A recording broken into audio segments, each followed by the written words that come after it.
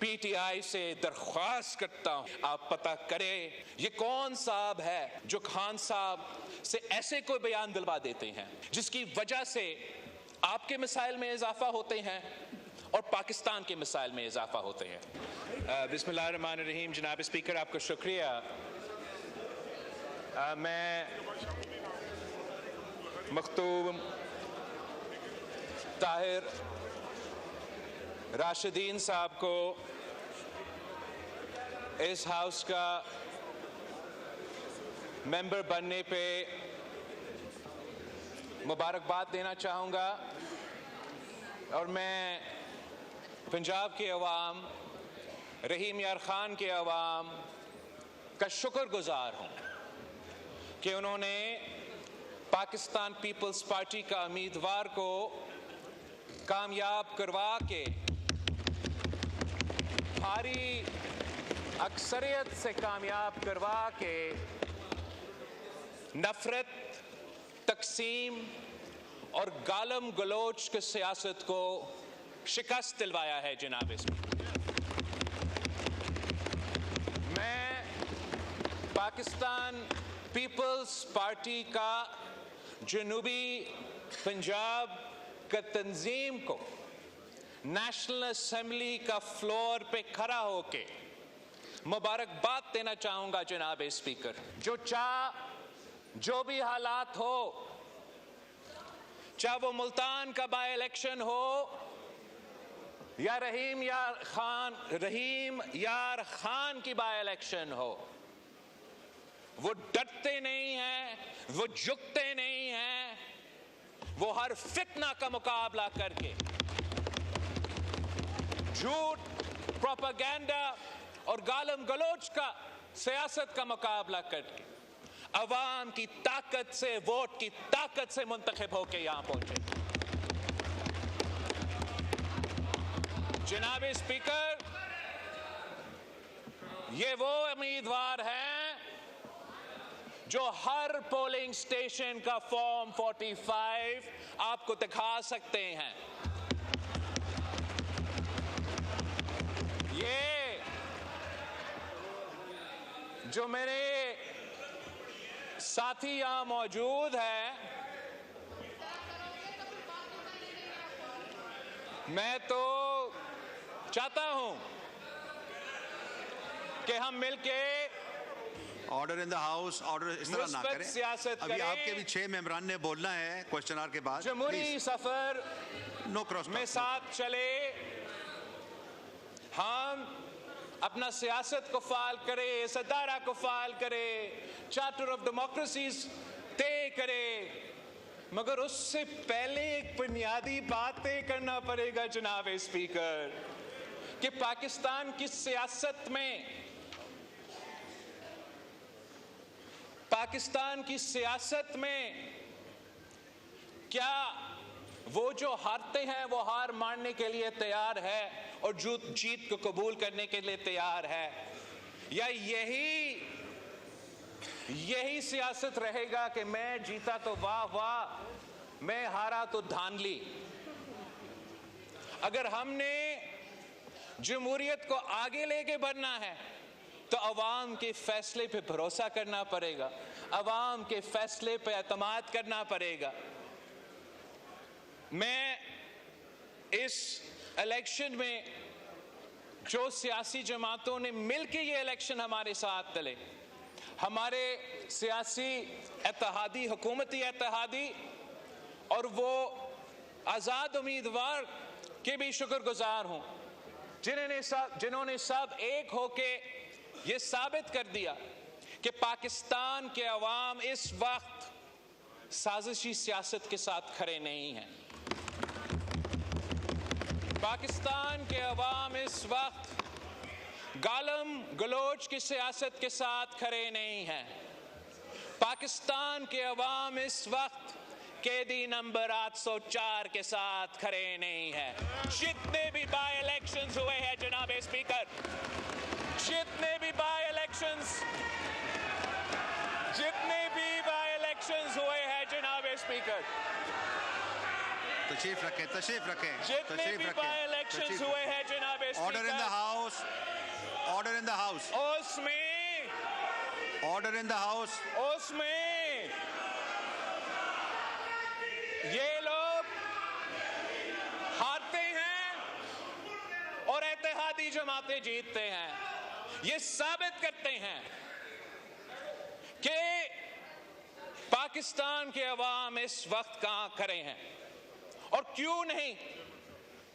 जब कल रात जो पूरे पाकिस्तान ने एक बयान पढ़ा है कैदी नंबर 804 का, और उस बयान में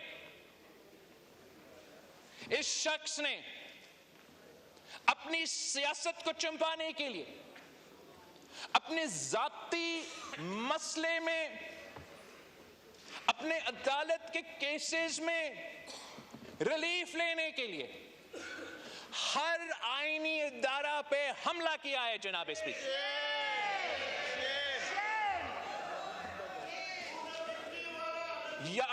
मैं तजवीज कर देता हूं तरीके इंसाफ को कि इसको आप तहकीकात करें कि क्या ये वाकई खान साहब का स्टेटमेंट था या नहीं।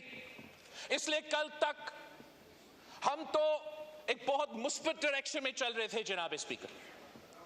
हमने एक ऐसा फोरम बनाया था जिससे मेरा उम्मीद था और है कि हम जमहूरियत और इन इदारों के फायदे में लेजिस्लेशन करेंगे। लेकिन कल रात एक है जनाब स्पीकर जो कि एक बार फिर जमहूरियत पे एक हमला है। ये एक इतना ऐसे प्रोवोकेटिव स्टेप है कि एक तरफ मौजूदा चीफ जस्टिस के खिलाफ कंटेम्प्ट ऑफ कोर्ट किया गया है, दूसरी तरफ आर्मी चीफ ऑफ स्टाफ पे सियासी इल्जामात लगाए गए उस ओहदा को मुतनाज़ा बनाने के लिए। तो जनाब स्पीकर, अगर खान साहब ने ये स्टेटमेंट दिया है तो फिर इस स्टेटमेंट का कॉन्सिक्वेंसेस है हमारे आईन, हमारे कानून के मुताबिक, और उन कॉन्सिक्वेंसेस को उसको भुगतना पड़ेगा। और फिर इनके जमात का जो रोना धोना होगा तब वो हमसे एतराज ना करे। खान साहब ने अगर ये स्टेटमेंट दिया है तो जो मसले खान साहब के लिए बनेंगे और खान साहब की जमात के लिए बनेंगे और खुदा खास्ता हमारा जमहूरी निजाम के लिए बनेंगे, वो तो उनका जिम्मेदारी है। अगर ये स्टेटमेंट खान साहब ने नहीं दिया, अगर खान साहब ने ये स्टेटमेंट नहीं दिया तो अब फौरी कायदे हिज़्ब इख्तिलाफ या उनके पार्टी का चेयरमैन एक्सप्लेनेशन दे कि ये ट्विटर अकाउंट अली अमीन साहब चला रहा था, मरवत साहब चला रहा था, इनसे पूछे खान साहब का इससे कोई वास्ता नहीं है। ये क्लैरिफिकेशन देना बहुत ही जरूरी है जनाब स्पीकर।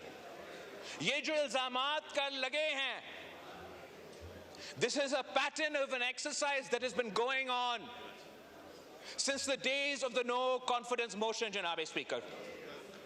तब से जब हमने एक आईनी जमहूरी कदम उठाने की कोशिश किया कि हम वजीर आजम को ना किसी अदालत के फैसले से ना किसी और अदारा के फैसले से हम इसी हाउस का वोट के अदम एतमाद से घर भेजना चाहते हैं, उसी वक्त जनाब स्पीकर